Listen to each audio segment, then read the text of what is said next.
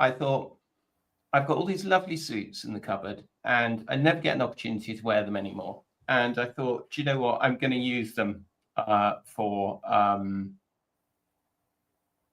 your presentations, where you look so much. I mean, I'm sure you have lots of respect as a result of that. People take you much more seriously than people with open neck shirts. Exactly. Now, part of the reason that I wanted to use YouTube and to use this format to talk to you today, rather than doing it on Substack, was because someone's saying, I hear nothing. Well, hopefully they can hear. I think everyone else can hear. Hopefully everyone can hear. You might just need to turn your volume up, HMRC1. So part of the reason I wanted to do it this way today was because great, we can hear. Fantastic. Thank you very much. So, Andrew, sorry, as I was saying, part of the reason that I wanted to do it this way today is because I wanted to show a few clips.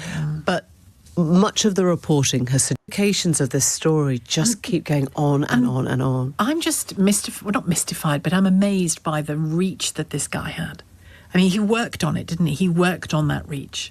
Look, we still don't know the absolute truth, even behind that photo taken in Central Park. But much of the reporting has suggested that it was very useful to Epstein because it provided sort of compromise. You know, it links him. I mean, the number of people that have ended up lying for Epstein, whose careers have ended up in absolute tatters because of their connections to him. I think we're at the tip of the iceberg. I genuinely do. I think we're at the tip of the iceberg. The ramifications. So I just thought that was a really interesting point. So that was Emily Maitlis speaking yesterday after these new revelations came out, Andrew. Do you feel the same thing? Do you feel we're at the tip of the iceberg? Do you think there's a lot more to come out? Absolutely. I mean, I put in my book that I felt I only had the tip of the iceberg after 4 years research, and there was a lot more that might come out. I mean, might never come out. All I had access to were, leaked emails, court cases, previous cuts, and interviews. I think it's becoming clearer, and I got this instinct when I was researching it, that it's a huge, huge network, and we've only had a few names, and those names will come. I do feel the dam has been breached. And having thought that the whole thing would be suppressed, that we will begin to see some justice for the victims, I think, and some of these rich and powerful men actually have to face the consequences of their actions. I'm interested by her comment about compromat. I mean, certainly I interviewed Annette Witheridge, who was one of the journalists who covered the story, basically took the pictures at Central Park. And, she was very clear that the paparazzi were outside. Epstein knew that, and he deliberately went out for this walk, basically to show off his mate and to basically give him a little bit of protection. And I think the extraordinary thing is the protection officer allowed Andrew to go and make this trip into Central Park. There was no reason for it except to proudly proclaim, look, I'm controlling Andrew. And we're now knowing more and more about this trip in December 2010. One, that it wasn't the end of their relationship, which I knew about. That it wasn't actually to say goodbye, but it was about getting more money for Sarah Ferguson. I think also I'd heard for reassurances that Andrew wasn't going to be blackmailed, in effect, because of the compromise there was. I understand that he was also talking about another deal with something Atria Petroleum. So there was a lot going on this trip, and that's why it was 5 days. That's why he stayed there. That's a really good point, Andrew. So I'm very proud of my technological genius. So let's just see. I've hopefully got a clip now coming up of Andrew lying to Emily Maitlis, as we now know, saying that this was the end of their relationship, with the benefit of all the high and giving his curious reasoning as to let's let Andrew speak for himself, because this is one of those great clips of all time. Offender. It was a convenient place to stay. I've gone through this in my mind so many times. At the end of the day, with the benefit of all the hindsight that one could have, it was definitely the wrong thing to do, but at the time I felt it was the honourable and right thing to do, and I admit fully that my judgment was probably coloured by my tendency to be too honourable, but that's just the way it is. Yeah, I mean, I love the way that he's always too honourable, and his wife thinks he's too honourable. I mean, his wife was continuing to stay at Epstein's properties until at least 2014. I know that from the doorman who then left. So, I mean, possibly later. And I mean, I suspect he was also staying at these properties after 2011. I think what we've got to remember is this leaked email, which gives us a little bit more detail, is not, we've seen part of this email before. It's part of the Joss Slaley case, and the quote about let's play a bit more. But it looks even more sinister now, not just because, of course, it's the day after the picture of him and Virginia Giuffre appears in the Mail on Sunday, but because it shows the two of them are bonded together. They see that Andrew sees them in this together, and it is kind of shocking when you think that Andrew and his merry men have been trying to discredit Virginia Giuffre for years, saying the picture was fake. They knew nothing about nothing about her, and they are sort of kind of plotting how they're going to deal with her. And Kelly has no shame. This idea. I mean, I don't think any of us would talk about playing. I mean, that's not the relationship one has with other men, or frankly even other women at that sort of age. So it's an extraordinary thing for him to have put in an email. And I think the big question, and maybe you can answer this, is where are these leaked emails coming from? I mean, they're being bought by the Mail on Sunday and the Sun. They're being clearly Daphne Barrack has some involvement in them, but she's ghosting the pieces with Mark Hookham. Who is giving them this stuff? And this drip feed is always the conspiracy theory. So the conspiracy theory is that Ghislaine is feeding them out, and it's to put pressure on the administration to give her a pardon, basically. I mean, that's I don't know if it's true or not, but why would she it is have odd access that to it's them? Daphne Barrack. But why would she have access? Because I mean, this is stuff from the Slaley trial. But presumably, I suppose the theory is that Ghislaine was trusted by Epstein and would have had access to the Epstein end of the emails. Right, and she's kept them. That's the theory, insurance. and that she's kept them as insurance and is feeding them out to Daphne Barrack. And Daphne Barrack, of course, was, going into bat for Prince Andrew as recently as last year, saying that he was going to overturn the whole thing and blah blah blah. But she's obviously decided. She's changed her allegiance. Well, we know that Ghislaine doesn't like Fergie, so I mean, you can see that once to put the boot in there. I mean, my own theory, I think, which we've discussed, is that actually there's no need to give Ghislaine a pardon. That she's now been moved not just to this Texas correctional facility, but somewhere else, probably no longer in the correctional system. And in some ways, she's been given the get out of jail free card, and everyone's hoping that she will just quietly disappear. But maybe not. Maybe she is there, and she's now having to fight her corner. I mean, there are lots of theories, and that one of the reasons that Epstein and Trump fell out was that Epstein had expected a pardon from Trump, and Trump wasn't going to give it, and Epstein was prepared to spill the beans on Trump.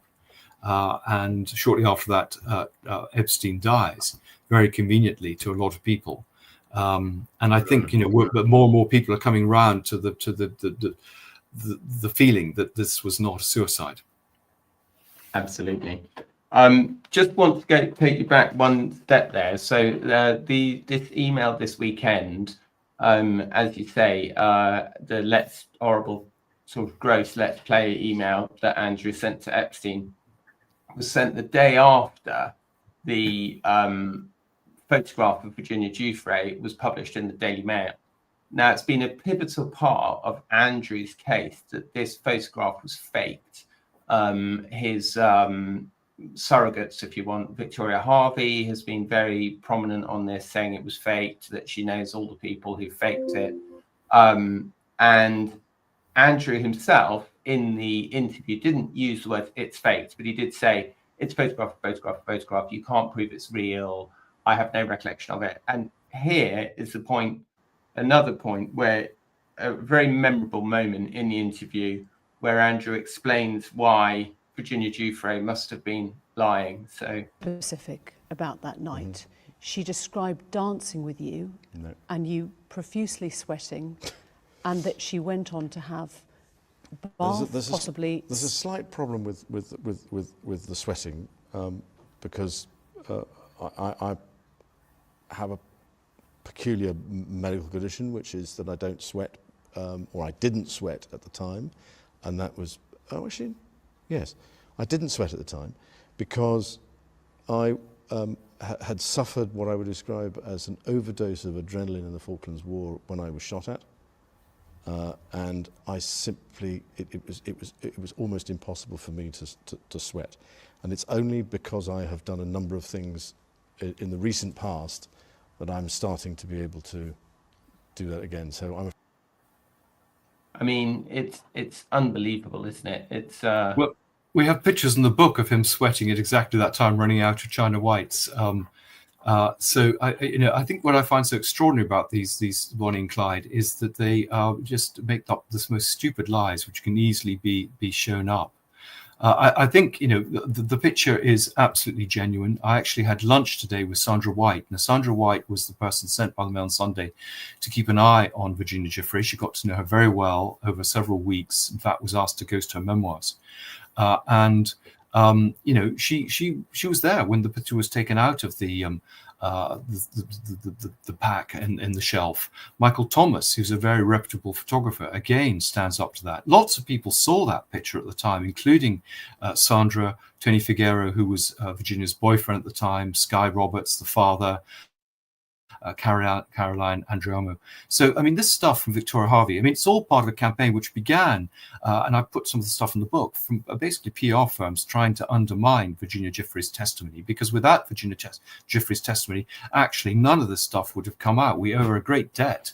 But it's ridiculous. I mean, the forensic experts, who've gone through this picture, even the copy, and said it's quite clear picture of the time. Nothing has been changed. So these people are in cloud cuckoo land. And they're becoming, frankly, not just a joke, but actually very nasty pieces of work. Yeah, absolutely. And I mean, as you say, of course, Virginia Giuffre, as you say, we owe her a lot in revealing this and exposing this. She was absolutely traduced in life by Andrew's allies and friends and legal team. She said she was a prostitute, said she was a sex worker, said she was deeply complicit in recruiting other girls and all that, was conveniently ignoring the fact that, she'd been systematically raped since the age of, a very young age. I mean, it's just, the whole thing was just absolutely disgusting. Deeply traumatized. I mean, what Sandra said to me was, she was deeply traumatized. Clearly, she was part of the sort of Ponzi scheme, but I mean, given her upbringing, it isn't surprising. I mean, plenty of women were drawn into this, Sarah Kellen and others. It doesn't, as you say, excuse how she was treated herself. But it explains, her behavior subsequently. But I think, one of the shocking things for me was to discover that, she was kind of ordered like a cat out of a catalogue, in effect. I mean, Andrew chose her. It's not as if, she suddenly turned up, and you might like Virginia. And this book was circulating, and Laura Burns, in her researches for the Panorama program, I think brought out some of this stuff. I think what's interesting is all those stories have been heavily discredited by very reputable sources, and yet somehow the media still gives some sort of prominence to these people who are talking complete rubbish. Yeah, no, absolutely. I mean, there was a ridiculous interview with Victoria Harvey in the Sunday Times the other day. It was just, as you say, it's just crazy that they're even being given credence. And after everything we now know about Andrew, we know that he was lying about so much in the Newsnight interview, so much thanks to the stuff that you uncovered. I suppose now what I also wanted to talk to you, which is something that I've been very interested in, is what's going to happen to Andrew now? because the king seems to have sort of missed the opportunity. He was presented with a situation where the deal had pretty well been done by the Queen, and for some reason Charles decided to start bringing Andrew and Sarah Ferguson back into the fold, inviting them to Christmas and all these kinds of things, and now is faced with the trouble of trying to expel them all over again, when frankly, you know, he's got other things on his mind, such as you know, trying to deal with a very serious health diagnosis. I was writing today, I've been writing for a couple of months about how you can sort of see that Charles isn't entirely serious about kicking him out of the family, you know, because he's allowed him to keep these shooting weekends at Windsor and at Sandringham. And I sort of noticed, I've been writing this for a couple of months and no one's picked up on it. And then suddenly this weekend, it seemed like the mainstream media did pick up on it, with the Mail doing something on it, the Telegraph doing something on it. Well, we listened to you, Tom. You know, you were influential. It may take time. You may be a prophet in your own country for a while. But I think most people, journalists, don't have the sort of connections you have in that world and don't understand that world. You know, I can see, I originally kind of thought, well, let him have his shooting weekends if it keeps him quiet and out of mischief. But I do think there needs to be some penalty. But I think public opinion wants something. But and you're absolutely right, the king hasn't done enough. He needs to get ahead of this story. And because public opinion is sort of shifting quite quickly to being quite negative about the whole monarchy. I mean, this is a very worrying stage, I think, you know, when you've got Ian Wilson saying we're close to republic, and, you know, republic getting quite excited. And that's all because they're not grasping the situation. I mean, you know, I think we could have another Newsnight interview where actually they tell the truth, both Sarah and Andrew, and let's get all this stuff out, stop the drip stuff, or maybe we can appear on Loose Woman and get a softer interview. But, you know, there's clearly a lot more still to come out, which must worry them. And, you know, I think it's ridiculous. There he is signing himself Knight of the Garter, KG. I mean, that's pretty pompous to start with. But also, what is he doing? This is an order of chivalry, and this is a man who has continued to basically be best mates with a paedophile, convicted paedophile. I mean, it's extraordinary. And you know, the lies, I'm afraid, are not just coming from Andrew; they're coming from the palace as well. We saw that. You know, I kind of delineate that in the book, and they've covered for him for years, and that's why he felt he was protected. And they kind of need to stop covering for him. And this is a question that I'm always asked over and over again, and in fact, people are saying it in the comments here today. How much did the Queen know? How complicit was she? What level of responsibility does she bear? I mean, for example, V. Scarlett, why did the Queen allow him to continue his damaging behaviour for so many years? And what is the short answer to that? Well, mother. She was a mother, and a bit like Mrs. Thatcher had a blind spot with Mark Thatcher. This was a case where the monarchy didn't come ahead of her son, and you know, it's a tragedy. But I mean, you know, people I know went and complained to her about everything from Epstein to his time as special trade envoy, and they got a flea in their ear. And the private secretary's got to the point of saying there's no point coming to us. You know, I know that she and Prince Philip argued about this. He had a much, you know, he felt, for example, the sale of Sunninghill was wrong. And, you know, there were cover-ups all the way through. And I think one of the Sunninghill, just to explain to people who may not be as steeped as this in you, that it was sold to was it a Kazakhstani son-in-law of the president of Kazakhstan, with whom Andrew was doing business. For 4 million over the asking price?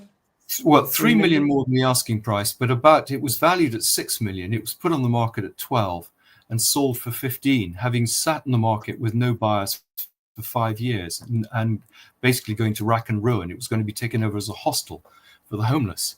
You know, that doesn't seem like a straight business transaction. Torn down, wasn't it? Yep. It was torn down, wasn't it? What happened after? Did they rebuild something on it? It was rebuilt. Who knows? It was into another hideous building, the hideous house. Yeah. And I mean, any accusations that this was money laundering, you know, received legal letters. But we've got people on the record saying this was a little thank you to Andrew for what he'd done. I mean, it's pretty clear. But I think what's so worrying is that the institution is not just that they haven't sort of dealt with Andrew; they've allowed him, as your readers are saying, including the Queen, to support him in his action. I mean, he was kind of made honorary vice admiral or given some new honor, or she would allow him to walk her down the aisle, all the time giving the impression that he was an innocent man and she stood by him and she was putting her reputation on the line. And all the time she was protecting a guy who clearly was we were banged to rights and frankly should have been investigated by the National Crime Agency and the Metropolitan Police.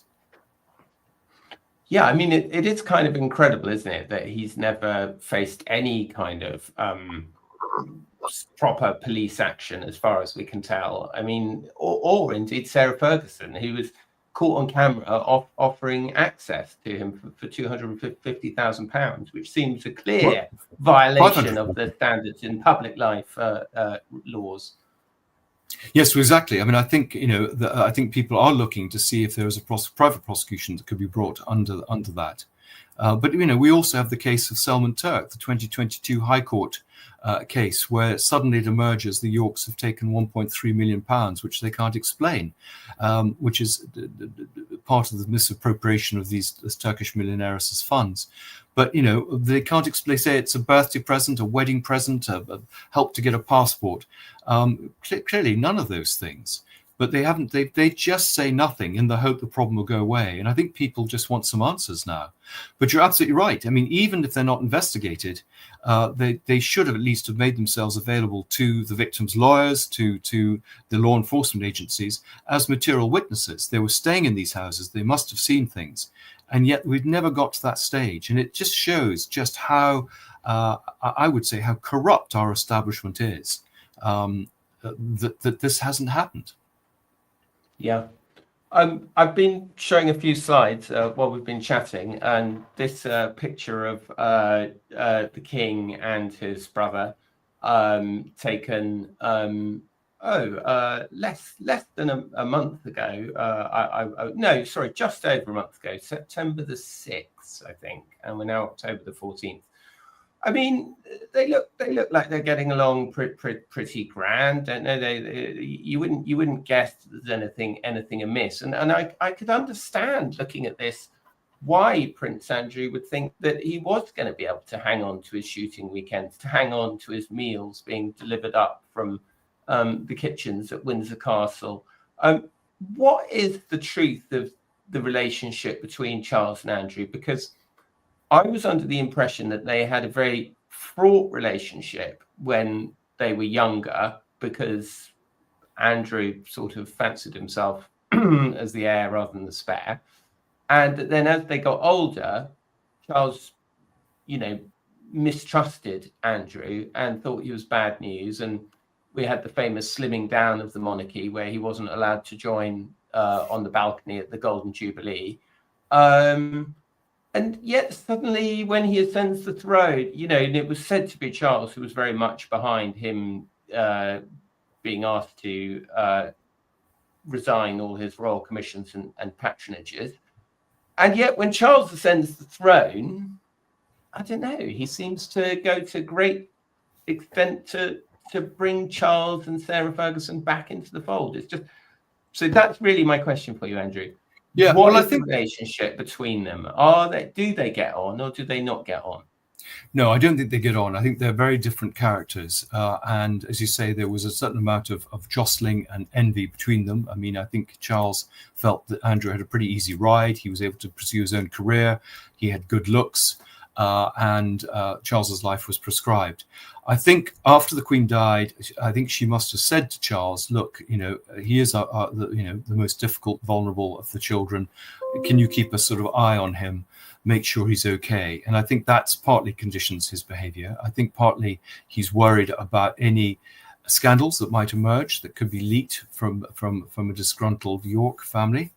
I think he is a kind man, and I think particularly Sarah Ferguson has managed to work her way back through Camilla back into the fold. I mean, there she was at Wimbledon, the Royal Box, at an Ascot, I agree. I think Charles is very foolish. I mean, Philip got the measure of them and realized that they just were, toxic and had to keep their distance. William gets the measure, clearly.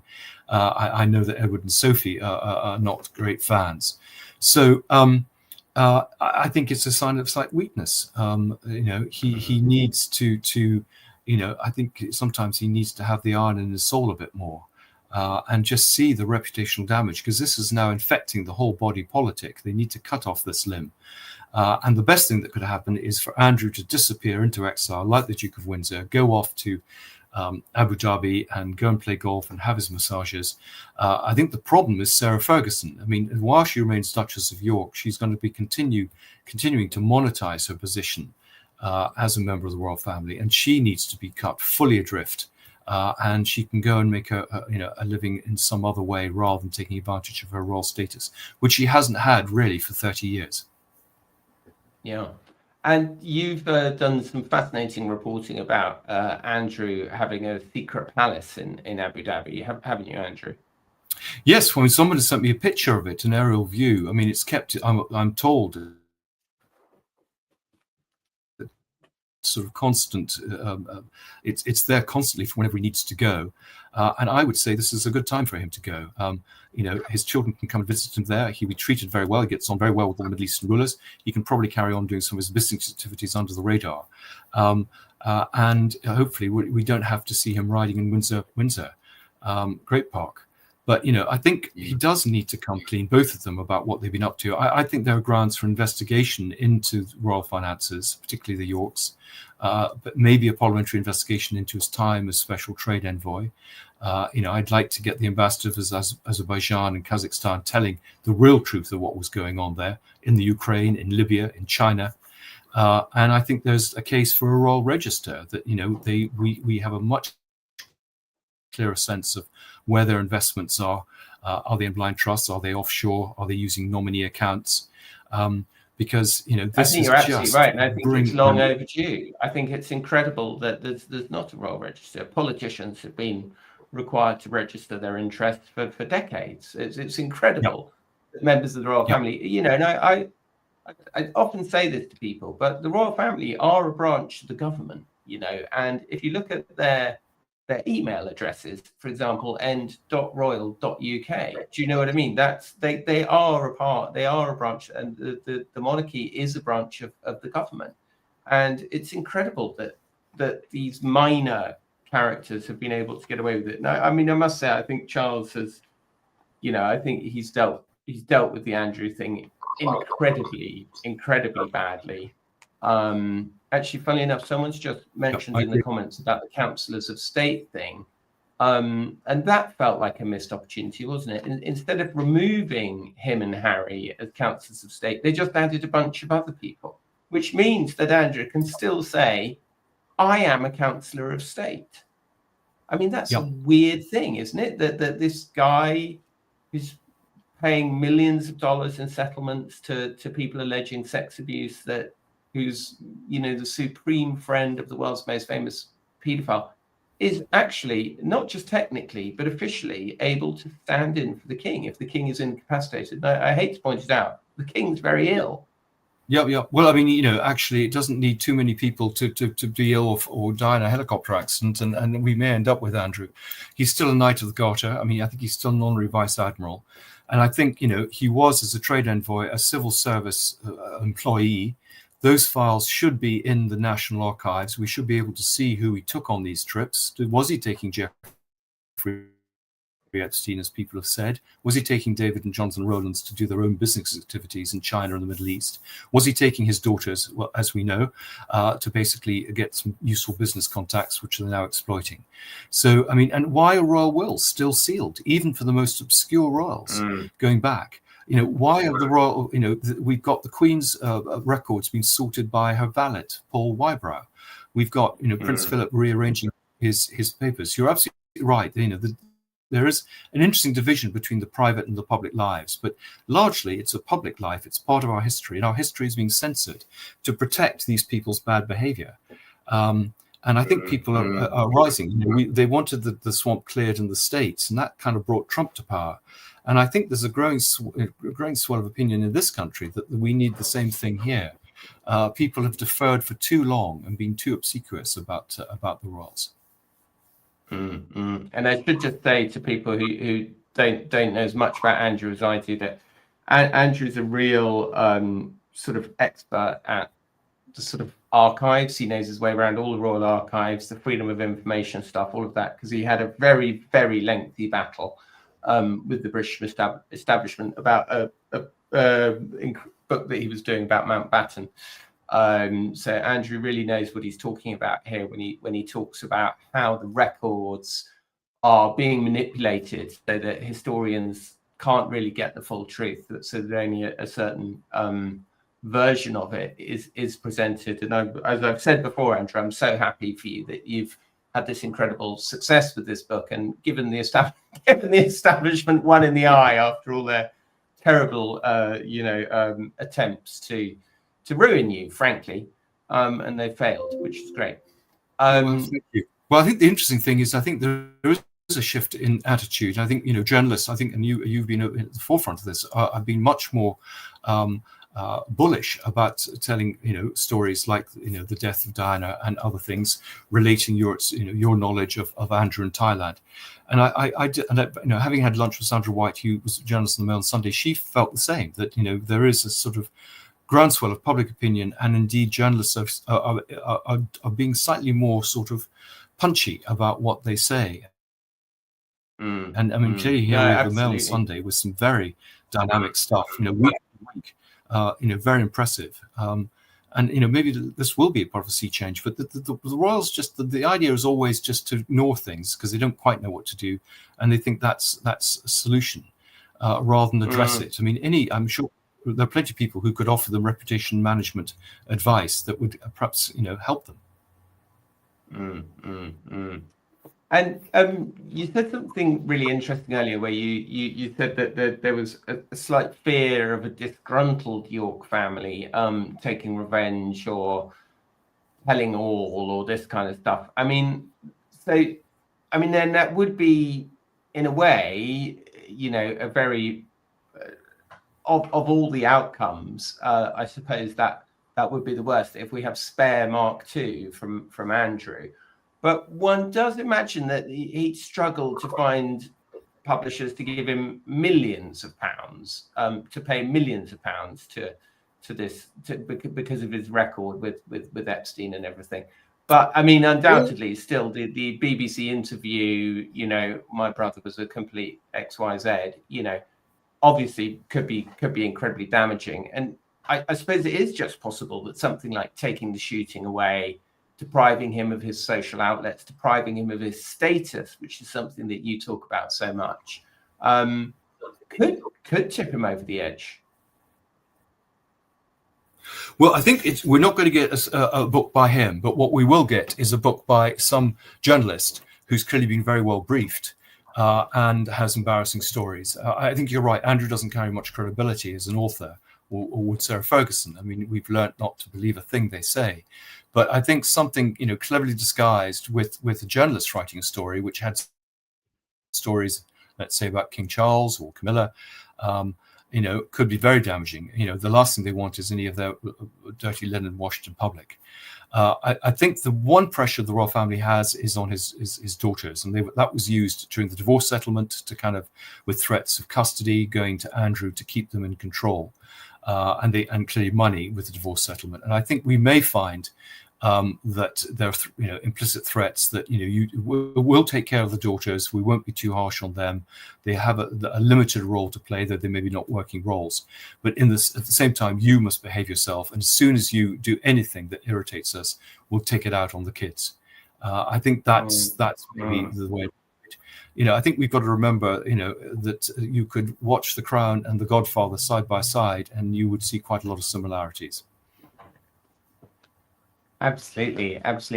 And I mean, it probably is the last bit of leverage they have, isn't it? That the palace has is, how are the kids going to be treated? How are they going to be looked after or not looked after? I mean, because, as I was saying earlier, you found out. I mean, the establishment, when it turns against you, it's not to be underestimated, is it? No, it's pretty ruthless, and can be very effective. And they've seen off lots and lots of people. But I think there's a groundswell of opinion now. It's not the few isolated voices calling for accountability and transparency and decency.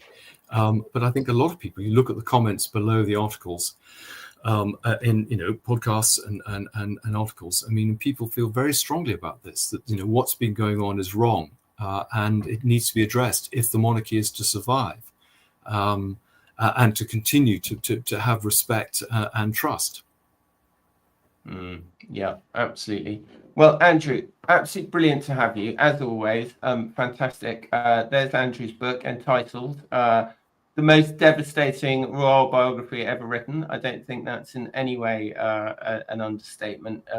It's an extraordinary book, and an amazing read, and very, very entertaining read as well. So I don't know what's going to happen with Andrew, but all I know is that as of right now, he still has his shooting weekends. So there's this big thing in the Telegraph, and the following up with what I was doing, saying it could be taken away from him. Well, of course, as any journalist knows, it could be taken away means he still has it. Do you know what I mean? Like, yes.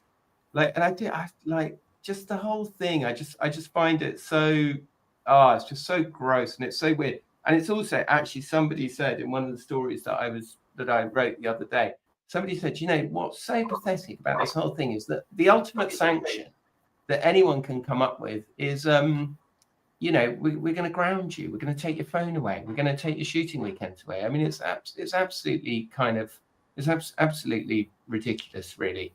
And I do think Charles, but also, just before we go, do you not think that Charles's advisors, like, he's got a massive staff of people, he's got a massive office of people, like, should they not have dealt with this? Should they not have said to him, well, do you know what, sir, maybe not, maybe this wouldn't be a good idea, and he needs to be cut off completely, and this is the way we're going to do it? I think the problem is that a lot of people surround the royals as sycophants and just give them what they want to hear. And if they don't tell them what they want to hear, that they get rid of them.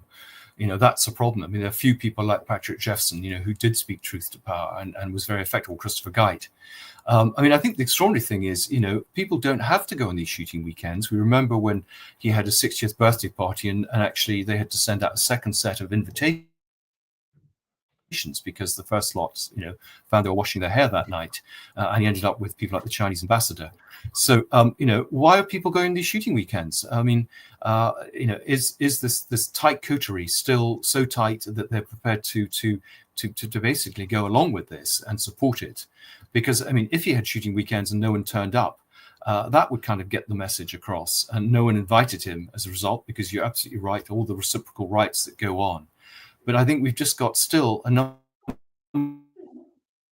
of social climbers who can't, just love to have those invitations on the mantelpiece to show off. I would just say to them, get a life. Yeah. Well, there we go. Perfectly. Andrew, you put it brilliantly. I'm going to end the stream now. Thanks very much, Andrew. Don't go anywhere, because I want to just say thank you to you in person. But thanks, everybody, for joining. Thanks for your questions. And please buy Andrew's book and follow along with the Royalist. Thanks a million. Goodbye.